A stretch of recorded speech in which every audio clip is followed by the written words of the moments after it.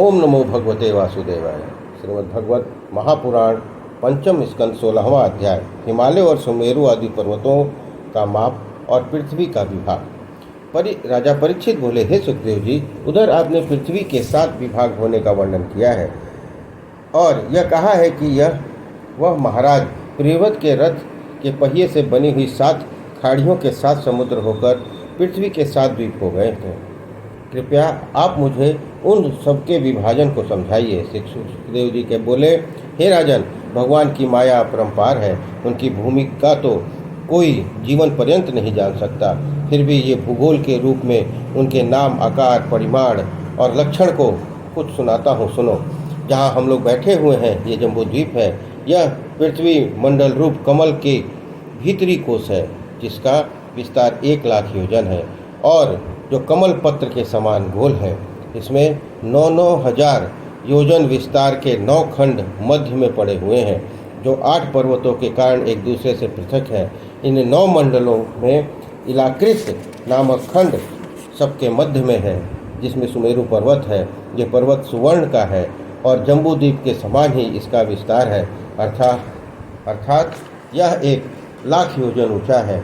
इसके मस्तक पर 32 योजन और जड़ का विस्तार 16 योजन है, और जो इतना ही पृथ्वी में भी घुसा हुआ है, तथा यह 84 हजार योजन विस्तार का है।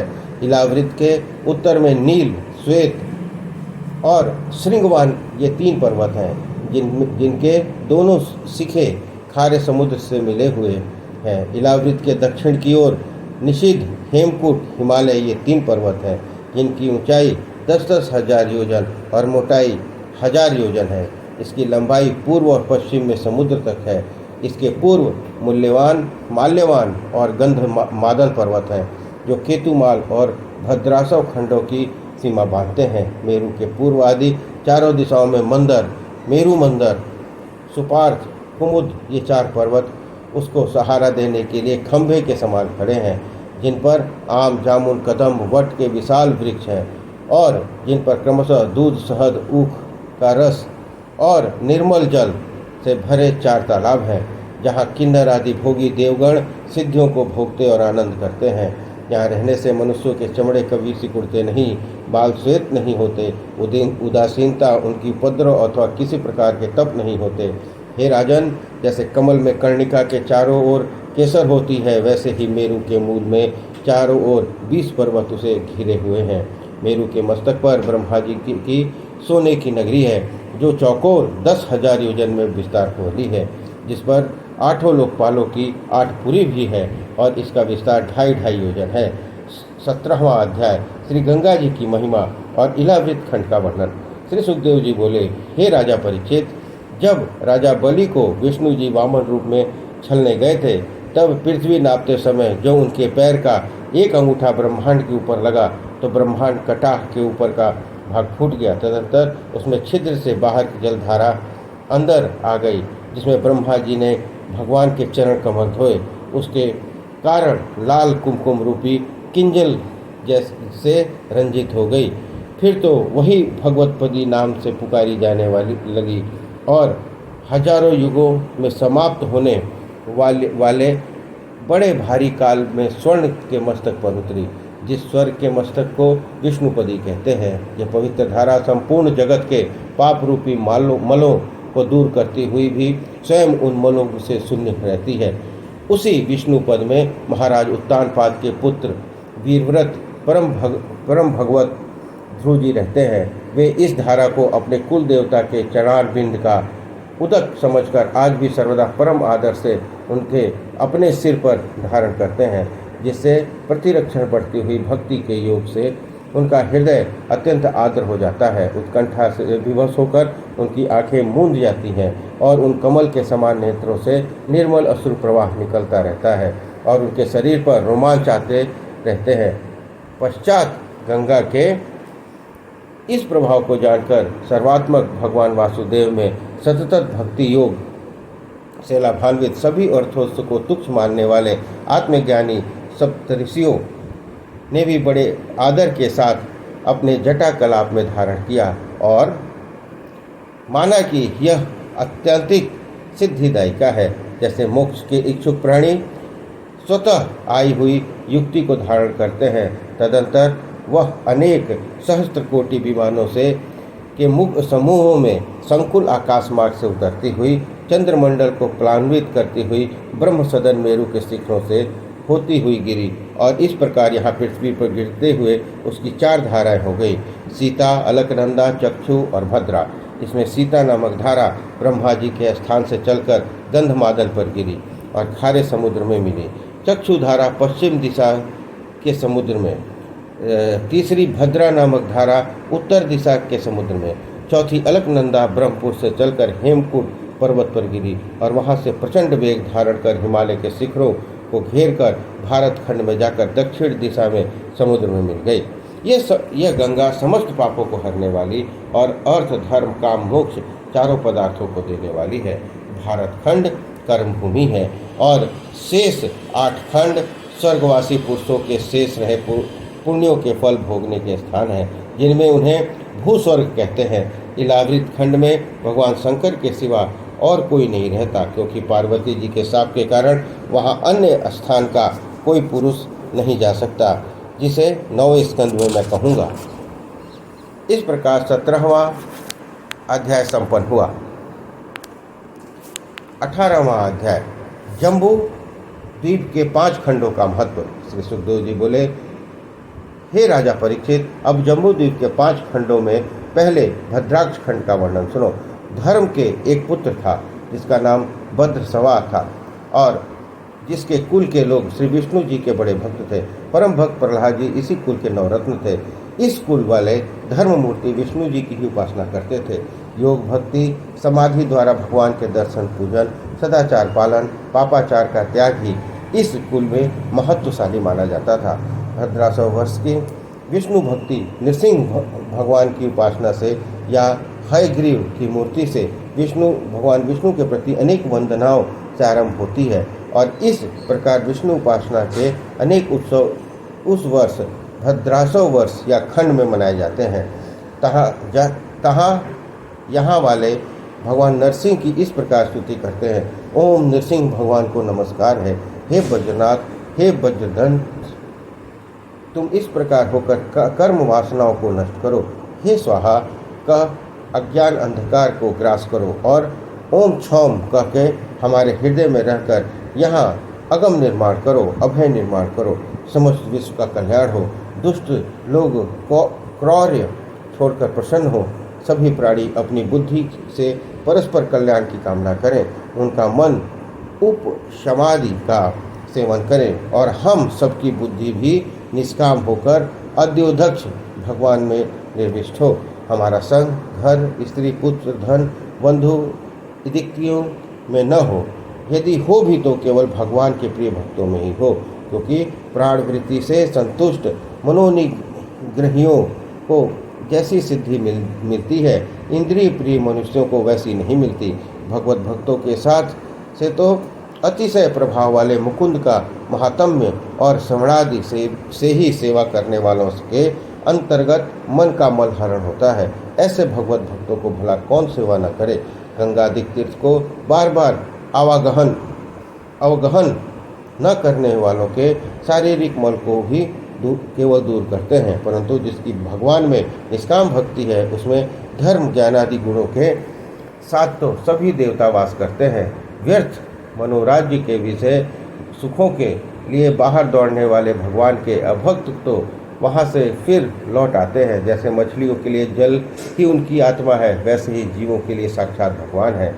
तब ऐसे भगवान को छोड़कर जो महान भी यदि घर में आसक्त रहता है, तो उस प्रकार दंपतियों के वैसे ही शूद्रादि में भी प्रसिद्ध जो बड़प्पन है, वही उसका भी है, न कि ज्ञानादि से। अतः तमसा, राग, विषाण, क्रोध, मान, इच्छा, भय, दैनादि के मूल जन्म मरण रूप संसार मंडल गिरी को छोड़कर भगवान नरसिंह के चरणों का निर्भय होकर भजन करो। इसी प्रकार केतुमाल में भी संवत्सर के पुत्र जो दीनाभिमानी देवता और पुत्रियां तथा जो राज्यभिमानी देवता 36,000 हैं, उन वर्षपतियों का तथा लक्ष्मी का प्रिय करने के लिए भगवान कामदेव रूप से रहते हैं और उनके गर्भ भगवान में चक्र से तेज के संवत्सर के अंत में गिरते हैं। इस प्रकार भगवान वहाँ वालों को अपने अत्यंत सुललित गति विलास शोभित मंदहास्य सहित अवलोकन की लीला से और किंचित ऊंची सुंदर भावों के सुंदर बदन कमल की शोभा से लक्ष्मी को और अपनी इंद्रियों को आनंद देते हैं।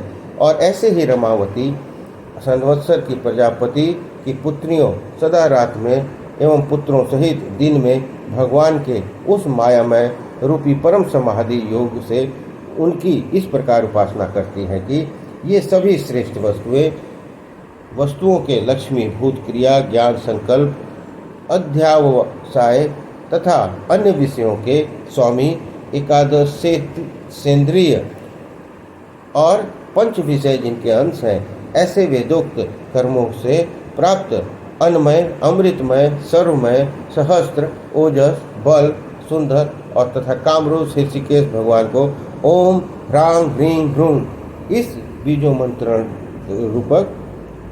बीजोच्चारण पूर्वक नमस्कार है। वह हमारे भीतर बाहर विद्यमान रहे। स्त्रियां व्रत करके इंद्रियों के स्वामी की आराधना करके लोक में दूसरे को पति चाहती हैं, किंतु उनके वे पति अपत्य, प्रिय, धन और आयुष्य का संरक्षण नहीं कर सकते, क्योंकि वे अस्वतंत्र हैं। सच्चा पति वही है जो स्वयं निर्भय होकर पास के भीत लोगों का संरक्षण करता है और वैसे आत्मा संतुष्ट अपाही है। आप आत्मलाभ से अधिक दूसरे किसी को नहीं मानते, अन्यथा यदि आप दूसरे के अधीन हो जाते हो तो आपको अस्वतंत्र जैसा परस्पर भय रहता है। किंतु हे भगवान, आपका उपभोग करने के बाद उसके नष्ट हो जाने के कारण वह दुखित होती है। ये इंद्रिय सुख चाहने वाले ब्रह्मा, रुद्र, देव, असुर इत्यादि मेरे प्राप्ति के लिए उग्र तप करते हैं, किंतु हे अजित, आपके पदपरायण मुझको छोड़कर कोई नहीं पा सकता, क्योंकि आप ही मेरा हृदय है। हे अच्युत, आपके भक्तों के सिर पर जिस हाथ को रखा है वंदित कर कमलों मेरे सिर पर भी रखिए। हे वरेण्या, आप अपनी माया से मुझे चिन्ह रूप से अपने हृदय पर धारण करते हैं। आप ईश्वर की इच्छा कौन जानता है। रम्यक वर्ष में उसका स्वामी वैवस्वत मनु, जिसको पहले भगवान ने अपना वृत्त स्वरूप दिखाया था, भगवान के अत्यंत प्रिय उस मत्स्य रूप का कभी भी अत्यंत भक्ति योग से आराधना करता है और स्तुति करते हुए कहता है कि हे अज, प्रलयकालीन लहरों से युक्त समुद्र में औषधि वनस्पतियों के निधिभूत इस पृथ्वी को मेरे साथ धारण करके तुम अपने बल से चिरकाल तक विचरते रहो। इस जगत में प्राणियों के नियंता तुम्हें नमस्कार है। संपूर्ण सत्व गुणमय विशेषण युक्त जलचर, कालान वक्षिण, सर्वगत और आधारभूत कुर्म भगवान तुमको नमस्कार है, जो अनेक रूपों से निरूपित निज माया से प्रकाशित यह अर्थ स्वरूप जिसका रूप है, जिसके रूपों की कोई संख्या नहीं है, क्योंकि सभी पदार्थों की प्राप्ति तो मिथ्या रूप से होती है। ऐसे अनिरुक्त प्रपंचकार उस भगवान को नमस्कार है। जरायुज गर्भ से उत्पन्न होने वालों, स्वेदज पसीने से उत्पन्न होने वाले, अंडज, उद्भिज, चर, अचर, देव, ऋषि, पितृभूत, इंद्रिय संबंधी देव, आकाश, पृथ्वी, पर्वत, नदी, समूह, द्विज, गृह, नक्षत्र आदि नामों का वाच्य एक ही है। अनंत विशेष नाम रूप आकृति वाले तुम में विद्वानों द्वारा ये 24 संख्याएं कल्पित की गई हैं, और यह भी जिस तत्व ज्ञान से निवृत्त होता है, ऐसे सांख्य सिद्धांत रूपी आपको नमस्कार है। इसी प्रकार उत्तर कुरु में भगवान यज्ञ पुरुष वराह रूप में निवास करते हैं। यह भूदेवी कुरुवासियों के साथ निरंतर भक्ति योग से उनका भजन करती है और इस उपनिषद को बार बार कहती है। मंत्रों के प्रतिपाद्य यज्ञ क्रतु रूपी महायज्ञ जिसके अन्वय हैं, ऐसे महापुरुष कर्म से शुद्ध त्रियुग में प्रकट होने वाले भगवान को ओम पूर्वक नमस्कार है। विद्वान जनकाष्ट में अग्नि के समान उसका कर्म और फलों से अप्रकाशित रूप दोनों में देखने के लिए मन रूपी मथनी से जिसे मथते हैं, ऐसे प्रकटित स्वरूप भगवान को नमस्कार है। विषयों सहित इंद्रियों के व्यापार, देवता, देह, काल, अहंकार, माया के इन गुणों से जो वस्तु रूप से निरीक्षित होता है, विचार और यम नियमाधिकों से जिनकी निश्चय आत्मिका बुद्धि है, उन्होंने माया के कारण आकृतियों का जिसमें निषेध किया है, ऐसे भगवान को नमस्कार है। इस इच्छिता का जीवों के लिए, न कि अपने लिए अभिलाषित विश्व की सृष्टि, स्थिति और संहार कार्य अपने गुणों से माया करती है, तथा जो माया अप्रकारांत के समान जिसके आश्रय से लोहवत घूमती है, वह गुण कर्म साक्षी को नमस्कार है। जो भगवान प्रतिपक्षी दैत्य के युद्ध में मारकर अपने दांतों के अग्रभाग पर धारण कर गजेंद्र के समान क्रीड़ा करते हुए जल के ऊपर आए, उस विष्णु जगत के आदि कारणभूत शुकर भगवान को मैं प्रणाम करती हूँ। दूसरे केतुमाल खंड में संवत्सर प्रजापति के 36,000 पुत्रों और उतनी ही कन्याओं को प्रिय करने के लिए विष्णु भगवान कामदेव के रूप में लक्ष्मी जी के साथ वास करते हैं, अर्थात लक्ष्मी नारायण की पूजा होती है, जिसमें भगवान की अनेक प्रार्थनाएं की जाती हैं। तीसरा रम्य खंड है, जिसमें परम रम्य भगवान के मत्स्य अवतार के प्रतिमा की नाना विधि से पूजा और प्रार्थना होती है। चौथा हिरण्य खंड है, जिसमें कश्यप भगवान के कश्यप रूप की प्रधानता है। इस खंड में पितृगणों के स्वामी अपनी अपनी समस्त प्रजाओं सहित कश्यप भगवान की पूजा करते हैं, जिसमें अनेक प्रकार के भगवान को प्रसन्न करने की सुंदर स्तुति की जाती है। पांचवा उत्तर कुरुखंड है, जिसमें वराह भगवान प्रतिष्ठित है, जिनकी उपासना उपनिषदों में गाई गई है। 19वां अध्याय किंग पुरुष और भरत खंड का महत्व। श्री सुखदेव जी बोले, हे राजा परीक्षित, 6वां किंग पुरुष खंड है, जिसमें लक्ष्मण के भाई बड़े भाई सीता के प्रति श्री रामचंद्र जी के चरणों में किंग पुरुष सहित भक्तों में श्रेष्ठ हनुमान जी उन्हीं रामचंद्र जी की उपासना में लीन रहते हैं। रामचंद्र के गुणों का कहना ही क्या है, जो परमेश्वर होकर भी कारणों के परम हितकारी हैं। उनके लक्षण व आचरण और नियम बड़े ही श्रेष्ठ हैं। उन्होंने चित्त को भली भांति वश में कर लिया था। ये उनके समस्त लोग प्रसन्न थे और हनुमान उनके परम भक्त थे। हे परीक्षित, 7वां भरत खंड है। नर नारायण को 2 मूर्तियां धारण करने वाले भगवान श्री बद्रिका आश्रम में बैठ लोगों की कल्याण के लिए कल्प पर्यंत तप करते हैं और उनकी पूजा उपासना तथा स्तुति उनके प्रिय भक्त नारद जी प्रजाओं के साथ लेकर किया करते हैं। यह भरतखंड सब खंडों में उत्तम और इसलिए विद्वान इसे कर्मखंड भी कहते हैं। यहाँ की तरह सुख सामग्री और यहाँ जैसे धर्म, कर्म, दान, तप आदि दूसरे खंडों में नहीं है। इस खंड में कर्मशील भूमि ऋषियों के द्वारा पवित्र की हुई और धन्य धान्य संपन्न है। इस खंड में अनेक पर्वत और नदियाँ हैं। मलय, मंगल, अस्त, मैनाक, त्रिकूट, ऋषभ, कूटक, कोलक, शल्या, देवगिरी, ऋष्यमुख, श्रीशैल, वेंकट, महेंद्र, वरीधार, विंध्य, शक्तिमान, ऋचगिरी, परिपाण, द्रोण, चित्रकूट, गोवर्धन, रैवतक, कुकुभ, नाल, गोमुख, इंद्रकील, कामगिरी, ये मुख्य पर्वत और मुख्य पर्वतों से निकली चंद्रवासा, तापपर्णी, अवधोटा, कृतमाला, वैहायसी, कावेरी, वीणी, पयस्वनी, सकरावती, तुंगभद्रा, कृष्णा, वेण्या, भीमरथी, गोदावरी, निर्विद्या, पयोष्णी, तापी, रेवा, सुरसा, नर्मदा, चर्मवणी, सिंधु महानदी, वेद स्मृति, ऋषिकुल्या, त्रिसामा, कौशिकी, मंदाकिनी, यमुना, सरस्वती, दृशद्युति, गोमती, सरयू, रोजस्वाति, सप्तवती, सुशुद्रु, सुसोमा, चंद्रभागा, मरुदवृधा, वितस्था, अस्किनी और विश्वा, ये 24 महान नदियाँ और सिंध और सोण के 2 नद हैं, जिनमें स्नान तर्पण करने से मनुष्य के मन में पाप रूप मैल धुल जाते हैं और वे पवित्र हो जाते हैं। इस प्रकार यह भारत खंड सब खंडों से उत्तम और स्वर्गीय है। इस खंड में रहकर पंच ज्ञानेन्द्रिया, पंच कामेंद्रिया और पंचभूतों सहित जिनके मनुष्यों ने योनि प्राप्त की है, यदि चाहे तो वहाँ निवास कर आवागमन से मुक्त हो जावे। यहाँ कहाँ नहीं है, यहाँ क्या नहीं है।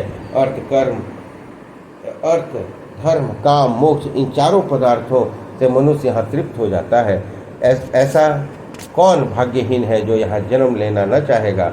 यहाँ जन्म लेकर भी जो विषयों में फंसता है वह भाग्यहीन है, मानो वे भगवान की माया से ठगे हुए हैं। हे राजन, इस प्रकार मैं तुम्हें 7 खंडों का वर्णन सुनाया। अब आगे की कथा सुनो। जब पूर्व समय में राजा सगर के 60,000 पुत्रों ने घोड़े को खोजते हुए इस पृथ्वी के चारों ओर से खोद डाला था, उस समय इस जम्बूद्वीप के और भी भाग हो गए थे। तब ये जम्बूद्वीप के 8 द्वीप कहलाते हैं, जिनके नाम है स्वर्णप्रस्थ, चंद्रशुक्ल, आवर्तक, रमणक, मंदहरिण, पंचजान्य, सिंहल द्वीप, लंका द्वीप।